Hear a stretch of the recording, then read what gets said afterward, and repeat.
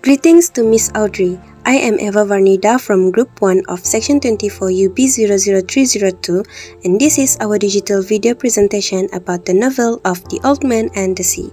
My group members include Era Nazira, Muhammad Fikri, Najwa Nasuha, and Noor Azela. First of all, the title of this novel is The Old Man and the Sea, written by Ernest Hemingway, and literary fiction is the genre of this novel. The publisher of this novel is Charles Scribner's Sons. This novel has also been published a long time ago, in 1952. There is an old fisherman in Cuba called Santiago, who has gone 84 days without a cage. The old man is wrinkled, splotched, and scarred from handling heavy fish on cords. But his eyes, which are the color of the sea, remain cheerful and undefeated.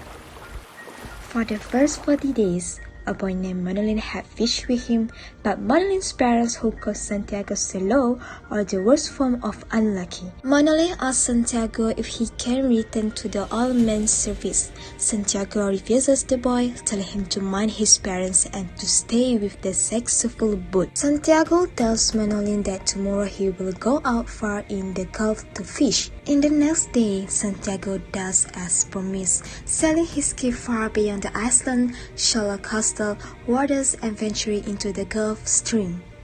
At that moment, the old man always thought that if only he had the boy, his life would be better. At noon, a big fish which he knows is a marlin takes that bite that Santiago has placed 100 fathoms deep in the waters. The old man expertly hooks the fish, but he cannot pull it in. Instead, the fish begins to pull the boat. And the old man successfully hooks the fish, but it swims northwest. The next day, a large shadow was visible under his boat. He tried to kill the fish by using his rope and harpoon, and he finally managed to kill it. After that, the old man tied the fish to the boat to take home. However, on his way, a shark came towards the old man's boat. Again, using his rope and harpoon, he managed to kill the shark.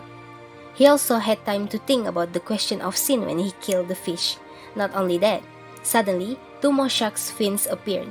The old man took a knife and tied it to the end of the paddle and used it to kill the sharks. Santiago defends his catch by stabbing, and as the hours pass, they consume more and more of the great fish. The old man finally rests while the sharks cleans off the last of the meat. Late in the morning, many fishermen were around the skiff looking at what was left.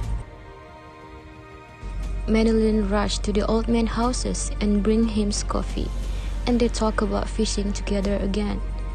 Meanwhile, on the beach, villagers measure the marlin skeleton. It is 18 feet long, the longest anyone has ever seen. Moral lessons and personal experience. The first is, regardless of the circumstances, keep your goals in mind. Santiago said, I should not have been a fisherman, but that was the thing that I was born for. There are times that we just want to forget about our goals and plans. Despite all, Santiago persevered and caught a fish, but not just a fish, he caught a big one that was rare and hard to catch. The next is, it was never going to be an easy path. Santiago said it is not bad, and pain doesn't matter to a man with strong determination. Whether he won or lost, it could have cost him his life.